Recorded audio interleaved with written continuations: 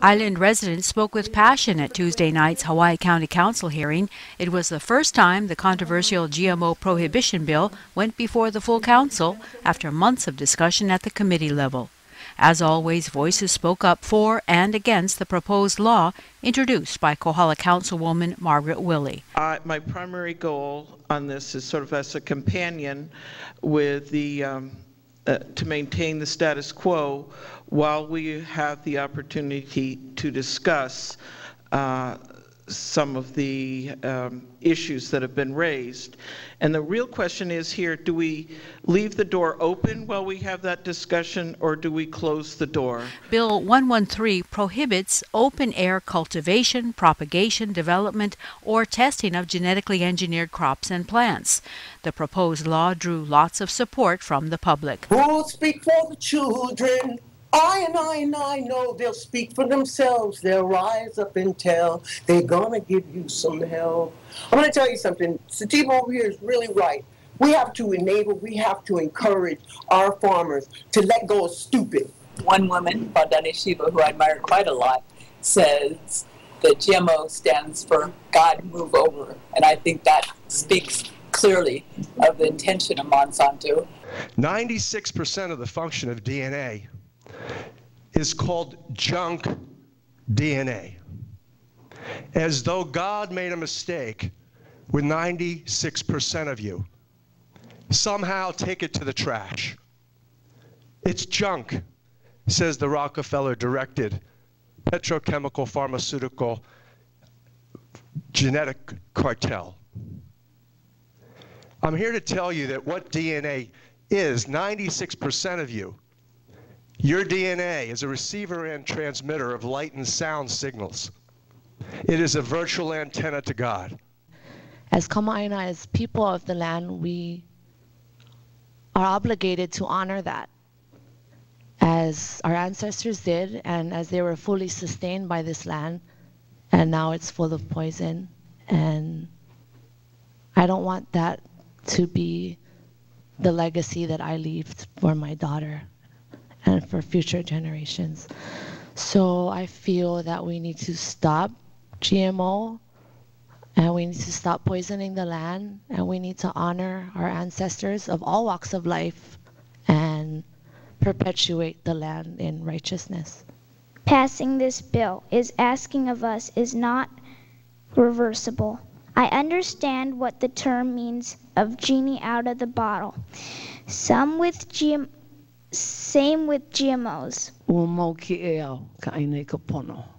What is pono? We know what is pono. What does it cost to sell your soul? What does it cost? What does it cost?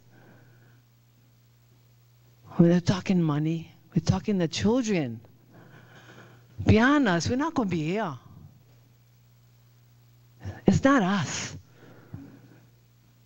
So I plead with you to search your soul. I know you know. Science has become a god to some people. A god. But you know, what happens with this god of science, it's for sale. It's for sale. And as he was just stating, we've only had 3-month studies. These studies dry up and go away because of pressure. You have universities being funded by DuPont. The University of Delaware is bought and paid for almost by DuPont. Another big one. Monsanto, I imagine, funds universities all over the place. So science, the religion of science, is being bought, constantly being bought. Many are concerned about the spraying of herbicides and pesticides that seem to go hand in hand with farming genetically engineered crops on an industrial scale. The papaya industry continued their opposition to the bill, even though the growing of transgenic papaya would be exempt from the law. The registration alone put a tremendous burden on our papaya growers. You know, the registration itself, there's a fee for it. And we have to register every single pesticide, herbicide, and everything that we use on the farm. I would vote for that if every single farmer on this island would do the same thing. So it would be fair across the board. I'm talking about organic, conventional, and GMO farmers all have to register. Then I'll be okay with that. And if you guys do decide to pass this bill today, please ensure that there is a sunset date on this law, on Bill 113, to coincide with the conclusion on the formation of a task force or an ad hoc committee. So we're not working backwards. If you guys do decide to pass this bill, please have that sunset date in place. But at the end of the day, who are you guys gonna believe, council members? The real experts that we have in our community, scientists that have gone to school for 8, 10, and God knows how many years, or the people that spend hours on end or have too much time on their hands on a computer, which are referred to as Google scientists. Thank you. Others argued against the bill from other perspectives. And I'm just wondering where, if 80% of the food in the Big Island, or all the islands, comes from the mainland, then what is everybody eating? And if you get rid of it just from our perspective, getting rid of the GMOs that we're growing, it doesn't really solve the issue. People are still eating the GMO. So you're really just punishing the farmers of the Big Island. It's Monsanto, pesticides, big ag. That's all we hear all day long. But I never hear too much about helping the ranchers, the small ag, the dairy farmers, and the papaya farmers. And this $100 registration just leads to $1,000 penalties and farmers in jail. I ask you to not pass Bill 113 and to not allow Bill 109 to be resurrected.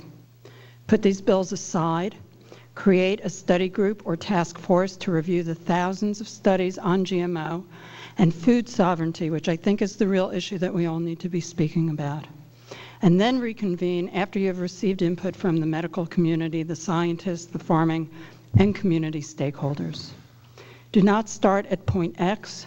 Let's start at point A, as we should have done 6 months ago. This issue is not about greed and money. It's about a way of life. And many in our community claim to be organic farmers. I hope that you are verifying that they are certified organic farmers and not just self-proclaimed.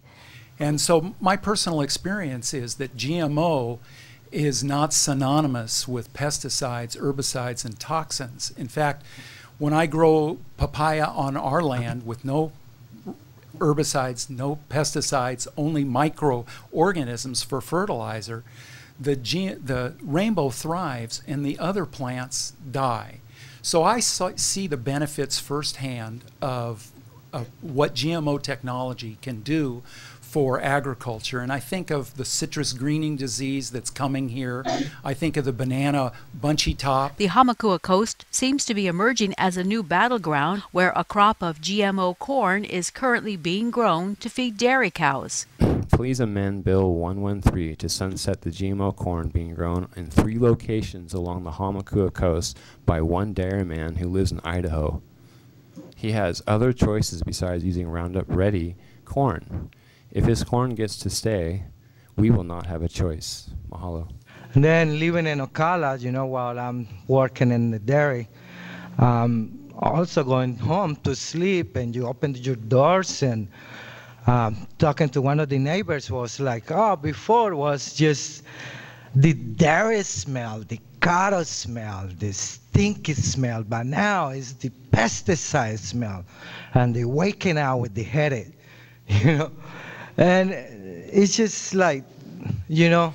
Currently there is one farmer on the island growing genetically modified foods that would be affected from this bill. He lives most of his life on the mainland, is unknown by most of his Ocala community, and does not make himself available for interviews. Is this who we're concerned about? Are we going to put his interest, possibly not even a resident, over the overwhelming response from local residents? Just some family history. My papa worked for Big Ag for 40 years on the Hamakua Coast. I asked him what happened back then. He said the poison he sprayed would peel the skin off his face. He could smell it a mile away. All his coworkers died of cancer. The company he worked for was fined by the EPA for excessive runoff and toxic arsenic. A report from 2012 shows the toxins are still there. Our family has been harmed from this exposure. My My great-grandpa, my great-grandma, my grandpa, my 3 aunties, my mom, my sister, and my cousin have all had their gallbladders removed. The gallbladder processes toxins. My grandparents raised their children in the same area they live now, in Honomu, Onomea, Pepekeo. They were surrounded by the chemicals my papa's company sprayed for most of their lives. My doctor told me that the gallbladder issue was not genetic. Obviously, with GMOs come pesticides. We can't poison ourselves anymore.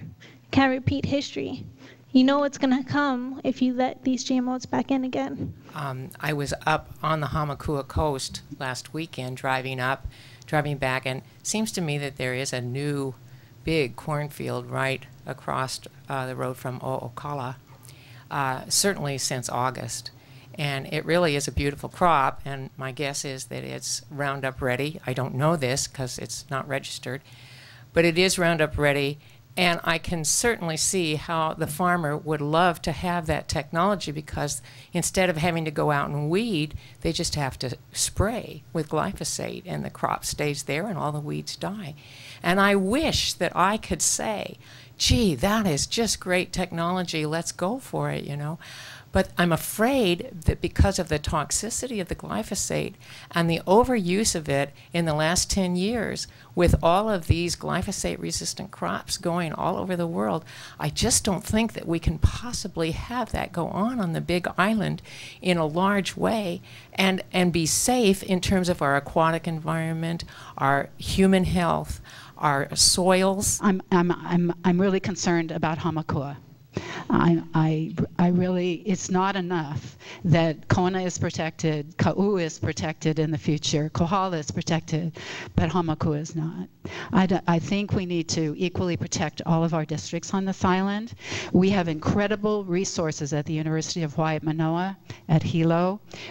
Dr. James Brubaker, who has the Hawaii Seed Lab, actually today he was just given the Crop Science Society Award in the U.S. for the most outstanding breeder in the United States. He is the breeder. He told me 2 weeks ago, oh, I have a silage corn. It's called Hamakua. I'm like, come on. Hamakua.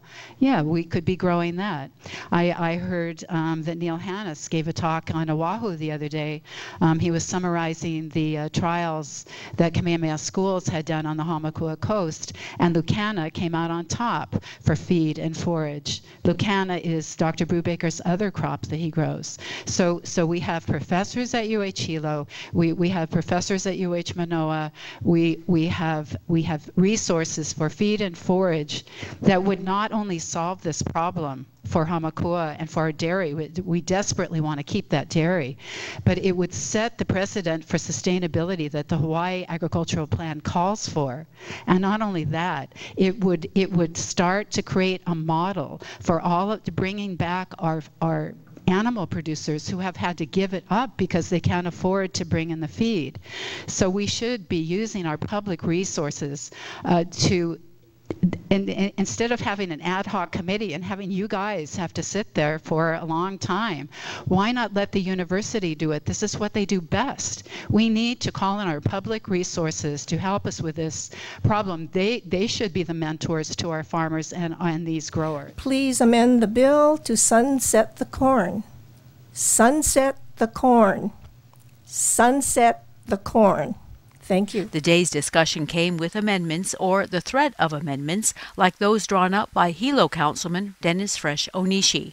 Onishi's changes would add universities and government agencies to the exemption list, as well as flowering or ornamental plants. For the most part, those opposed to GMOs were also opposed to Onishi's modifications. Not for the amendments that have been proposed by Onishi. One thing to look at in there that's kind of sneaky is the flowering plants, because a lot of things are flowering plants, as you know. And when things go to seed, a lot of times they flower first. So like there's leafy greens that when they go to seed, they flower. Garlic flowers, all kinds of things flower. So you have to be very careful about that, what flowering. Onishi was not there to officially introduce the amendments, however. I am totally in support of this bill with no amendments, especially Onishi's. who probably isn't even sitting there listening to us anymore. I see conspicuous members missing tonight. That offends me. When it came for council decision-making, Willie had some more amendments to offer. I think registration first. It adds a section that would allow the county to withhold from the public certain information, such as the name of the registrant and the exact location, where doing so, where that disclosure of that detailed information would otherwise frustrate the ability of the county to obtain accurate information. And that's in line with the Uniform Right to Know or Act 92F-13. Just what I think, trying to address some of the fears that people have had. I did add that people would give what their council district is so that one could provide this information in a more summary form rather than pinpointing specific person. So I just wanted to address some of the fears that have raised. The changes prompted some discussion. Of the emergency exemption. And that was my concern, and I think that was a concern of some of the farmers who were talking about if something should happen. So being that we just got this yesterday too, I would like more time to read it. Skimming over it, it looks a lot better. I look at these emergency exemptions, and while superficially I think they look okay, I can envision a situation where everybody's got an emergency and needs to have an emergency exemption if they want to pursue GMO. So to me, I look at these emergency exemptions as a giant loophole, and it says, and the exemption, unless I'm missing it, who's making the exemption? It doesn't say in here who's the, if it's me, then fine, we can do the emergency exemption section. But when I look at this, it says the council may grant an emergency exemption by way of a resolution. You think we got trouble now listening to testimony? We're going to have the same many hundreds of people testifying on an emergency exemption. So I'm having a problem with that. But at this point, after a long day that had stretched past 10 o'clock at night, the council members were getting a little too tired to process the details. I think at this late hour, and I can't process this now. And plus, I'm going to have to, talk to more people about the amendment itself. So I don't think, recessing till tomorrow is going to give me enough time to figure out on the amendment. I'm not sure if everyone is as tired as I am, but I'm having a hard time processing at this point, and also because we're missing 2 council members. The discussion will be continued today, Wednesday, after 1 p.m., after the council gets through its scheduled agenda.